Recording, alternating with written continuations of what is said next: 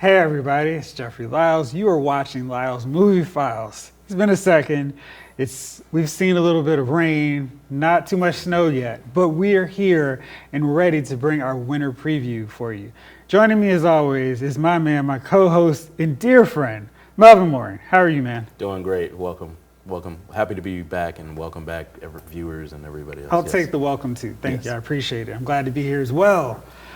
We've got a lot to talk about, but let's talk about what everybody is buzzing about. Everybody has added this new item to their Christmas list, Disney Plus.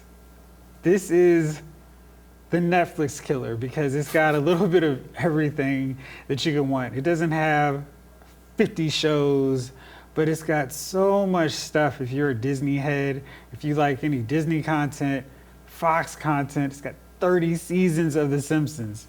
I feel like I stopped watching The Simpsons every Sunday around season 8. So I have so many seasons of The Simpsons to watch. If you're a Star Wars head, they've got the 6 trilogy films. Then they've got Force Awakens and Last Jedi. But they've also got Rogue One, Solo. They've got Clone Wars, so much stuff. And we've also got this new series, The Mandalorian, which we're going to talk about in a second. And if you're into Marvel, there is a million Marvel things for you. This Netflix deal is kind of funny because they've got Avengers Endgame and Captain Marvel, but they don't have access to Infinity War and Ant-Man and the Wasp. So it's like, if you're watching this having never seen Infinity War, you'd go, hey, why is everybody gone? Because if you're just watching according to the order that's available on Disney Plus, you won't get the whole story. But anyway, it's kind of cool and kind of crazy, but I'm so excited about this. I was like, I've kind of been on the fence about Hulu and all these other streaming ones, but Disney was my sweet spot on everything. Yeah. So before we talk about it, let's take a look at all the cool things coming that's now available on Disney Plus.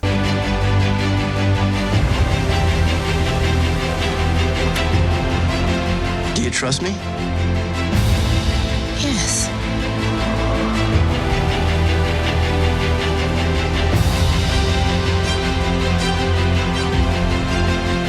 May the Force be with us.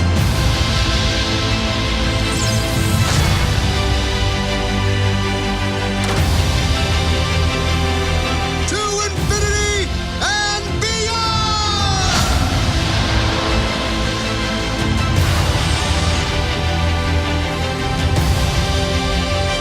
It's like a dream, a wonderful dream come true.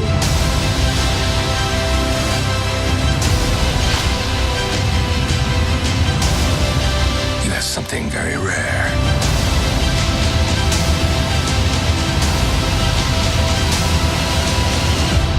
You have magic.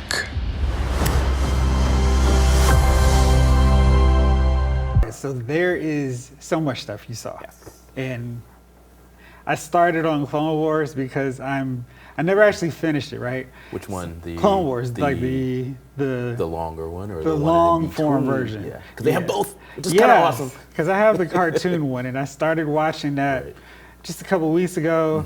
And then at the end of the first one, where General Grievous calls out the Jedi, I was like, you know what I could do?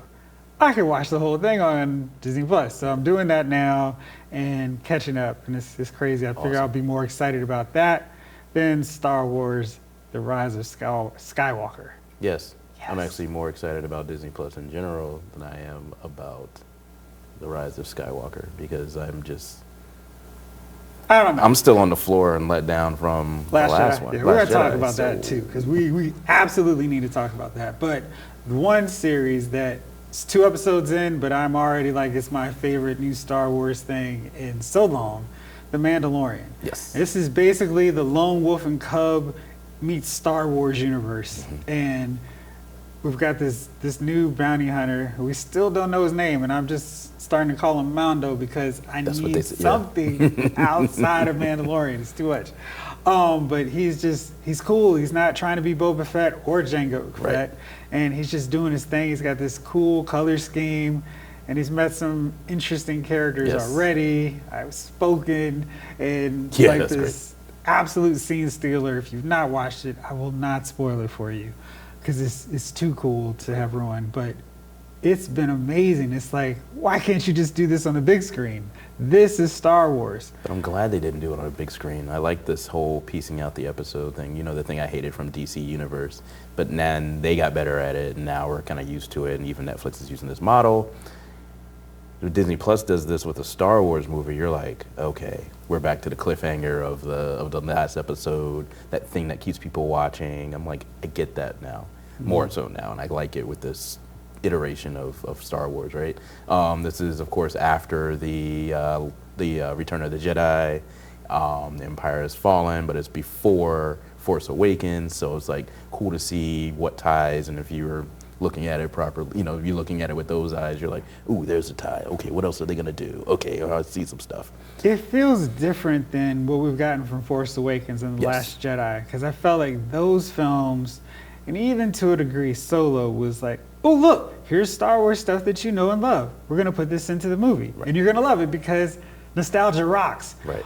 This one with The Mandalorian, it feels more like, this is all part of the Star Wars world, so we're going to include it. It's not going to be this thing of, hey, you used to like this, and we're going to sell some more merchandise doing this. Like, there's one scene in the second episode that if you loved, I mean, it's just, I feel like everybody likes this scene in Star Wars. I refuse to just call it A New Hope. It's Star Wars. Right. Involving R2-D2 and another character. And they just took it to the 10th level on The Mandalorian. Yeah. And I have not laughed that long and loud about anything in Star Wars intentionally, maybe ever. It was amazing. Yeah, it was that like, was a great. this is, Yeah. everybody involved in this gets it. John Favreau's writing it, and Which they're is like, switching up different writers or directors. And, but it's been really good. I'm loving it, and I can't wait for the next installment. Yeah, I have high hopes. I have high hopes for really only a couple of shows now, and that's one of them. I'm like, let's go. Yeah. And you neglected to say one important or two important things about Disney Plus. It has all of the X-Men 90s episodes, two of which are out of order, but that's okay. We still watch them. It was amazing. I'm still only on season two. Back then they didn't really do seasons.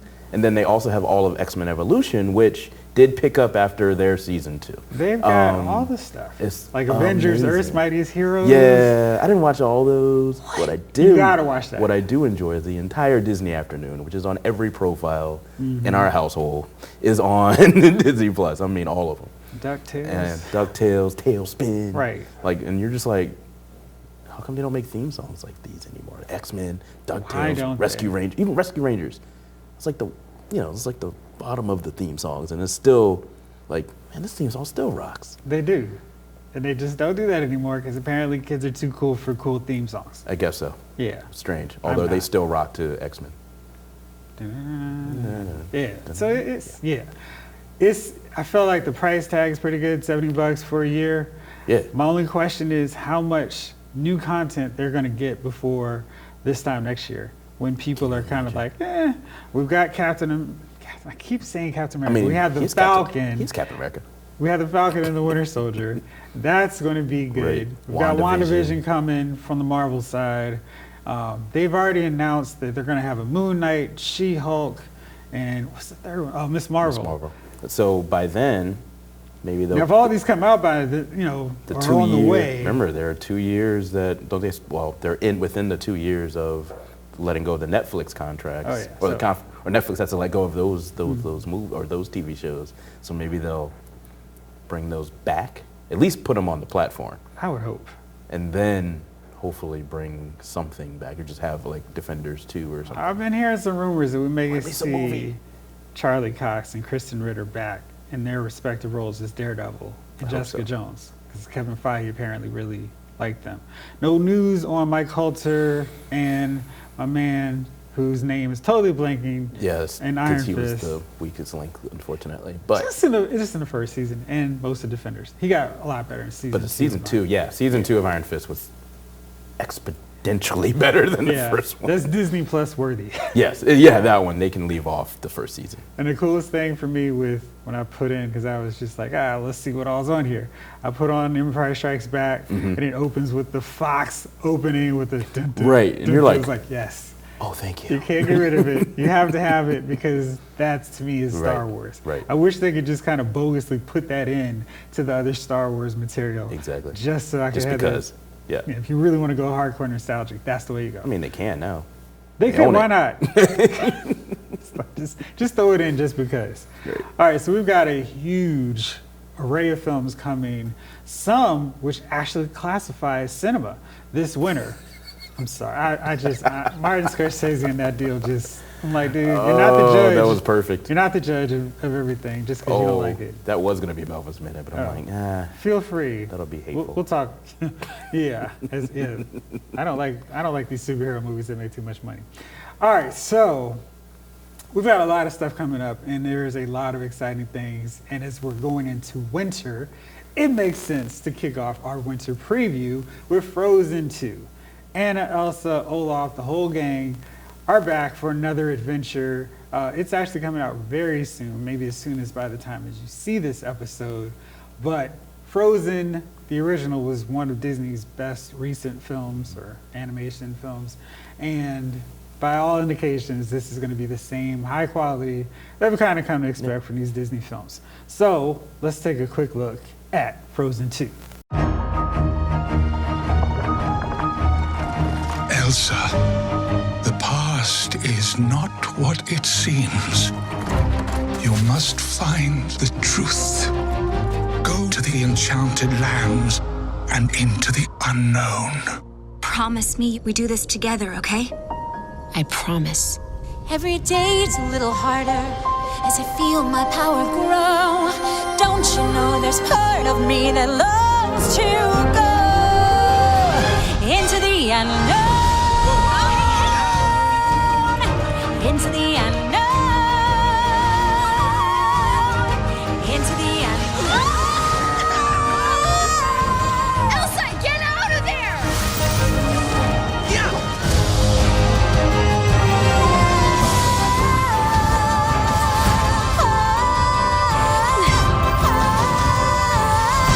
I believe in you, Elsa. More than anyone or anything.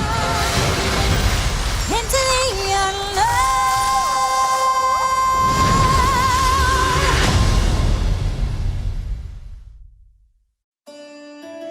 Far away, as north as we can go, once stood an enchanted forest. You've seen an enchanted forest? Yes, it was a magical place, but something went wrong. Since then, no one can get in or out. Wow, Papa, that was epic. What would I do without you? You'll always have me. Has Elsa seemed weird to you? She seems like Elsa. There's this voice. Voice? What does that mean?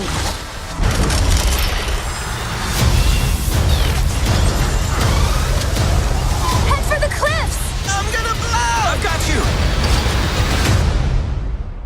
The kingdom is not safe.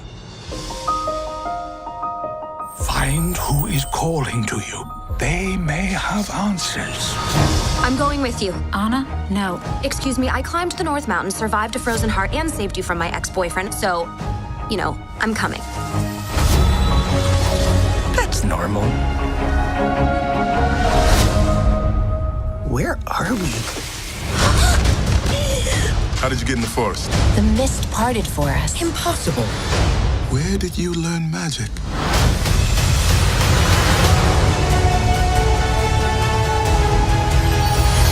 Elsa, get out of there! You can't just follow me into fire. Then don't run into fire. Magic is very alluring. Without you, she may lose herself to it. Protect Arendelle at all costs. I believe in you, Elsa, more than anyone or anything.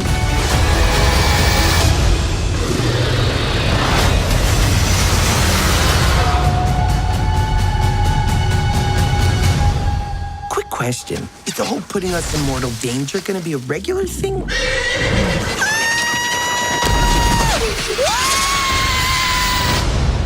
All right, so I'm gonna see this movie. I mean, it's just one of those deals like, oh, new Frozen movie, great. There's some films, like I wasn't sure if I wanted to see Toy Story 4. Right. But their track record with these films it's like, we may get to a point where it's Toy Story 50, Frozen 25, and I'm still gonna be like, okay, cool, what you got? Well, that's when they start doing the videos, and then you don't, like back in the day, right? Wasn't there a Lion King 2 or something that threw out there, or something to that effect?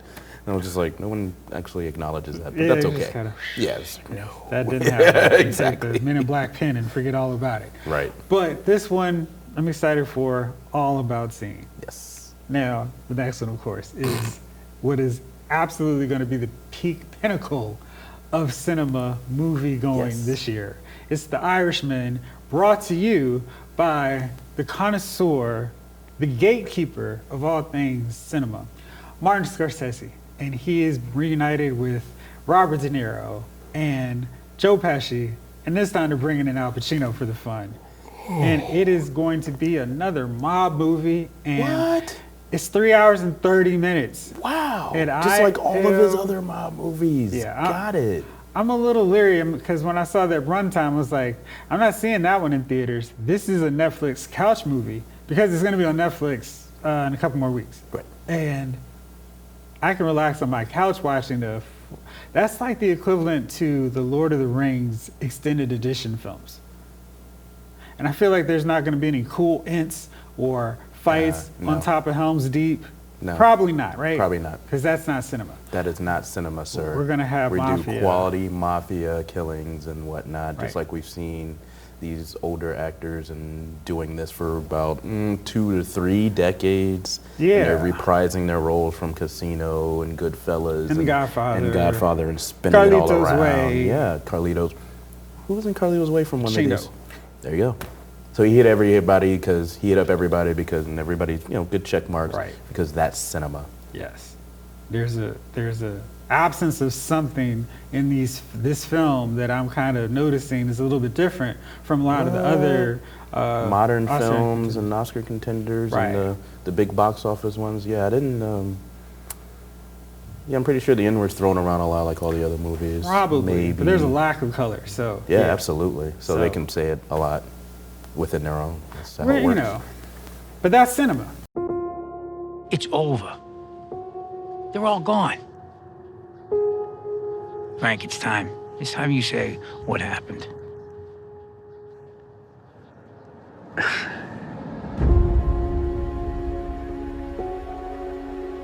Frank, I want you to meet my cousin, Russell Buffalino.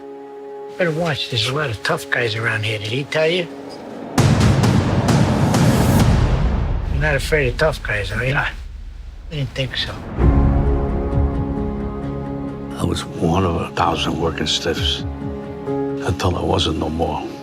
You got a good friend here. You don't know how good a friend you got. Russell, he took a shine to me right away. After a while, he started giving me little things to do. I know you read a lot of things about me. I just want to say I'm sorry. I know I wasn't a good dad. I know that. I was just trying to protect all yous. From what? You didn't see what I see, what I've been through. A friend of ours is having a little trouble. Friend at the top. Hiya, Frank. This is Jimmy Hoffa. Glad to meet you. Big business and the government is on the attack. You want to be a part of this fight? A part of this history? Whatever you need me to do, I'm available.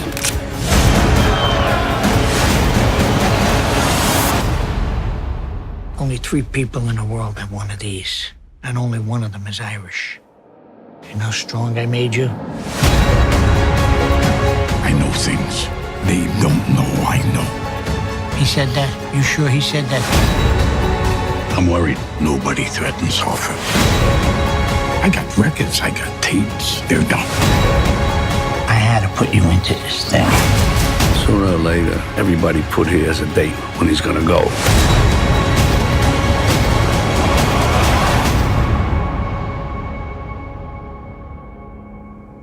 I know how you feel, Frank. Trust me, I know how you feel. We'll bring you back after you get your car.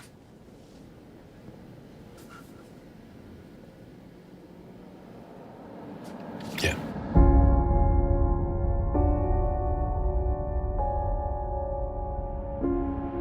Martin, we're gonna check it out just for you. Yes, we are. So next up, going on the complete opposite end of the spectrum, is 21 Bridges. Which is like literally the other side of the spectrum. Other side of New York, maybe. Right. This one features our boy Chadwick Boseman, Howard graduate, and yes, the real HU. The real HU, not the imitation other version. Yes, not the Institute. Hi. But yeah, Chadwick Boseman is going to be playing the cop who is on a manhunt for a criminal. Yes. And literally, that's all I need to know. Yeah. I'm down. Chadwick Boseman he doesn't do bad films, first off, and this is the kind of film that should get some more attention in terms of establishing him beyond superhero films, in case anyone wanted to typecast him. Because that's not cinema. Right, absolutely not. And so he's going to do a serious detective movie. Yeah. Now there's some mob guys in there. It's absolutely going to be considered so then it's totally cinema. 100%. But I'm looking forward to this one. I'm always down to see whatever he's doing. I like his career trajectory where he's not doing the same film over and over again. It's like, okay, I've got my superhero film. I've got my film where I've got my accent going. That's not Black Panther. Oh, yeah. I've got this other one. I've got a cop. It's just like he's really diversified. I'm going to, and of course, all the 30 biopics that he's And then done. it's like, well, yeah, he started to get typecast as, you just get Chadwick Boseman to play He can even be Thurgood Marshall. He could be Thurgood Marshall. He cannot. But yeah. I feel like that was like probably the only bad call. Despite, I mean, everybody thought He was good. I thought it was good. Jackie Robinson was good, and then the 42, yeah. And then Get Out. No. Not Get Out. Why did I say that? No. The James Brown one. The James Brown one. Get on up. Right. But this film, let me stop talking about it. Let's take a look at 21 Bridges so you guys can see what we're looking forward to with this one. If you do wrong, be afraid, 2 shooters. They have training. for he does not bear the sword in vain. He carries out wrath on the wrongful. I will find them. If we don't catch these guys in the next 3 or 4 hours, they vanish. How you gonna do this? There are 21 bridges in and out of the island. Shut them down. What island? Manhattan. You ain't got the action when you see me non-strap. BTO, we back again, They told me you were the guy who kills killers. Beautiful. What could go wrong? You got a trigger. You better have perfect diction calling me a trigger. This was a setup. Call it what you want. I just did. If you go down this road, you're looking over your shoulder the rest of your life. I'd rather look the devil in the eye. Still going bad on J.K. Simmons, Keith David, Stephon James, Sienna Miller. That's a good mix of good quality performers. Like cat mouse thing. Yeah. That's like Inside Man worthy. Esque. Yeah, so you can see you want to see how they interact with each other. But I thought that was not like Inside Man Most Wanted, that sequel that went directly to Netflix, which I was forgot that existed. Terrible and awful. I saw it on Netflix and said, nope. Boop. Yeah, you just keep scrolling. over I am there. not interested. Yeah, I'm not doing that. Please remove from my list. So not good. I was like, So you actually watched it all the way through. oh, I watched it. And was like, what are And you for the doing? record, it was not a Spike Lee joint. Oh, it was not a Spike Lee joint on any level. It was a joint. Spike Lee joint. It was a joint. Just put it in the corner, trash it, step on it. Step on it. Yeah. That was that kind of joint. All right, moving along here, we've got Knives Out. Now, this is one that I'm very much looking forward to. It's got my main man, Chris Evans, Captain America himself. He is part of a crazy ensemble cast that includes, I'm going to do it the Jet way. You'll understand this in a second. Lakeith Stanfield, Daniel Craig, Jamie Lee Curtis. Big cast. Wow. Yes, lots of heavy hitters. Yeah. And it's a mystery whodunit. Yes. Which is... That's always good. Exactly, especially when you've got a good cast. Or it's like, hey, look. I mean, they even had a good one like that with Adam Sandler and Jennifer Aniston on Netflix. It was a murder movie. It's actually pretty funny. It was intended to be funny, and was. All right, let's take a look. Let's sharpen out our thoughts as we take a look at Knives Out.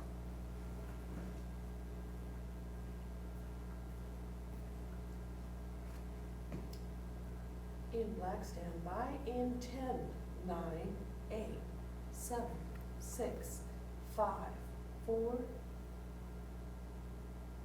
All right, Michael Shannon, Don Johnson, right, Toni Collette. I was like, the casting here is alone makes me want to go see this. Right. So let's make It's sure. basically a film where every person could star in their own movie, and they're just Right. working together. Right. It's like, oh, because normally you get those movies where it's like you got your star, right? You got your co-star, and then you got your supporting players Sure. who do their roles just fine. They're essential and valuable.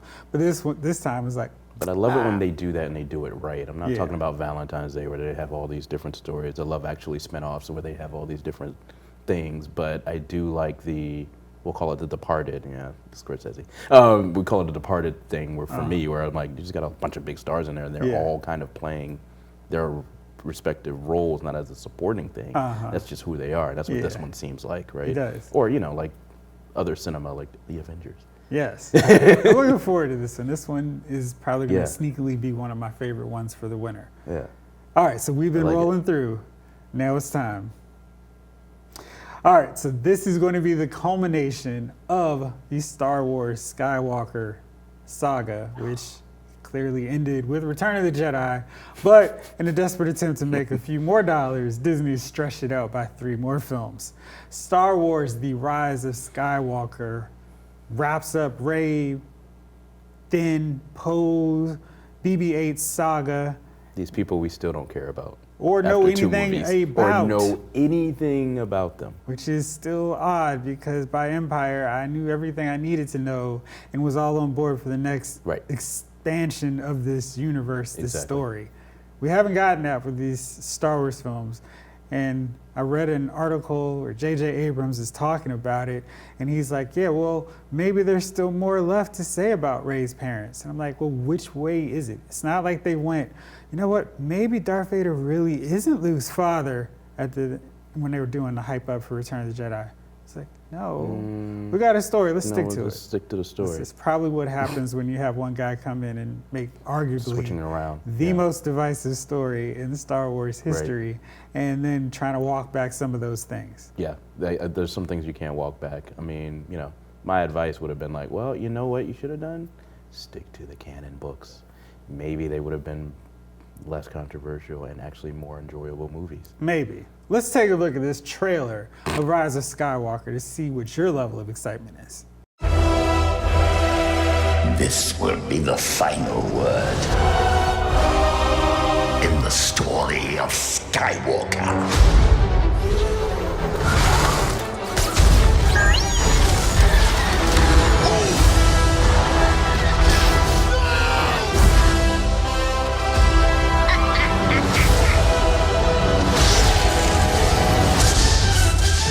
Star Wars: The Rise of Skywalker. Get tickets now.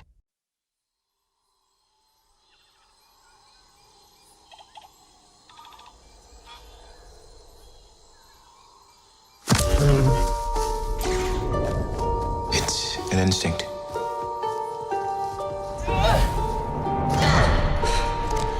A feeling. The Force brought us together.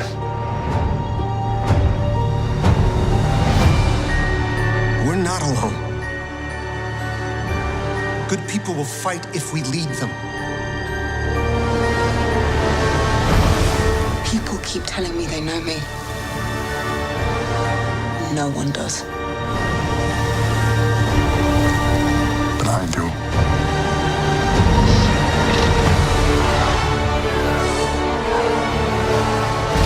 Long have I waited. And now, you're coming together.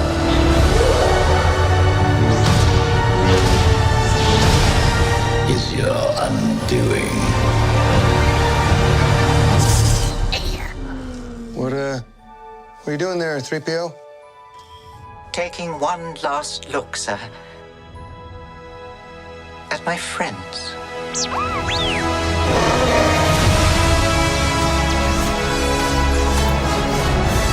Confronting fear is the destiny of a Jedi.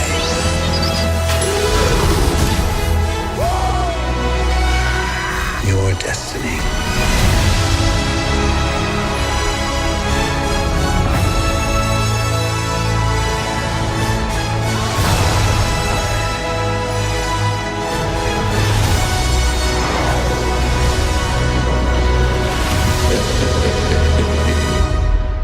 The Force will be with you. Always.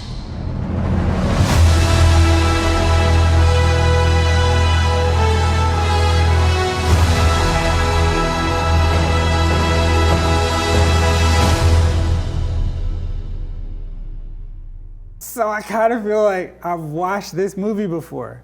Yes. Like there's that water scene with Kylo and Rey are fighting, and I feel like just replace that with some lava, and we've got Anakin versus Obi-Wan from Revenge of the Sith, which had like a cooler visual. And they did the Force thing before, and Force Awakens. I'm like, I feel like I've seen a lot of this. The trick is Rey bad? Is that what's happening? Yeah. No, that I'm was not gonna the fall for the Force. okie doke. That was the Force. Right. Empire Strikes Back. Oh yeah, that too. That's what that scene is. I have no reason to watch this movie. Yeah. Maybe to see the Emperor again. Why is the Emperor back? Why not? Why did he come? That's probably the only good piece of that. Why didn't he come back when Snoke was around? Snoop, whatever this guy's name is. The guy that they killed off before we knew who he was. For no reason, right? I just can't get excited about this. This is so I'm just nuts. kind of like, I'm good. I'll just watch Rogue One Just again. give me my weekly doses of The Mandalorian. I'll rewatch Rogue One. I'm good. The Ewan McGregor Obi-Wan Kenobi series. I'll be okay. Yeah, I forgot that's coming. Yeah, I'm good. Y'all can say this is the end of the saga. For me, it ended with Return of the Jedi. True. All right, so now we're gonna turn back to the small screen as we got to catch up on some of these TV shows. The Walking Dead has been rolling. They're still fighting the Whisperers. A few of the characters have died since the last few episodes, and it's building now to its mid-season finale, which means a few more characters are likely to get off. Hopefully their heads will remain intact, even if they get killed. But when they're fighting Alpha and Beta, who knows? Let's take a look to see what's been going on so far this season in The Walking Dead.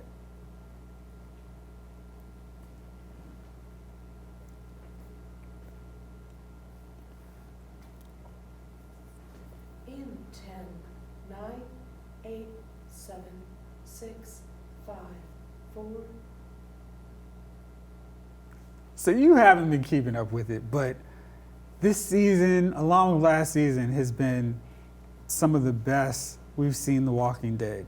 It's featured some actual, because the bad guys make sense. They have a new showrunner, and I will continue to tout her name, Angela Kang, every chance I get, because she's turned what was becoming a really slow, decaying TV show into something that has new life, which is kind of talking about The Walking Dead, but yeah. Good job. But it's been so much better. Like, the walkers aren't just these distractions you walk up to, stab them with something in the head, keep moving. They're scary, intimidating, and it's like, oh shoot, these guys can kill people, right? And the Whisperers make for really compelling villains. Alpha's crazy, maybe the best one we've seen, if not better than Negan. She's right on that level with Negan and the Governor.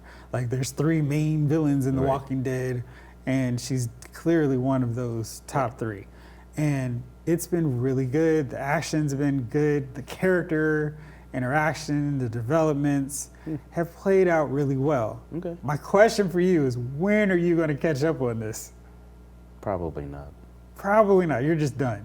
I stopped watching when they made it colorized. I'm like, this isn't a comic book. It's all black and white. You're real classic. Maybe Turner Classic Movies will put it in black and white just for you. I hope so. No, that would be kind of cool. It would actually be kind of cool for Walking Dead. Exactly. Those Do it was in like, black just and turn white. it back. Like, Yeah. hey, maybe that could be interesting. Right. Now, one thing that has me super excited is DC's Arrowverse is doing my favorite comic book story from DC. Crisis on Infinite Earths. Now this is running through the entirety of the Arrowverse. That's Arrow, The Flash, Supergirl, Batwoman, and Legends of Tomorrow. And it's gonna be big, it's gonna be crazy. Let's take a look at the first teaser trailer before we get all into it.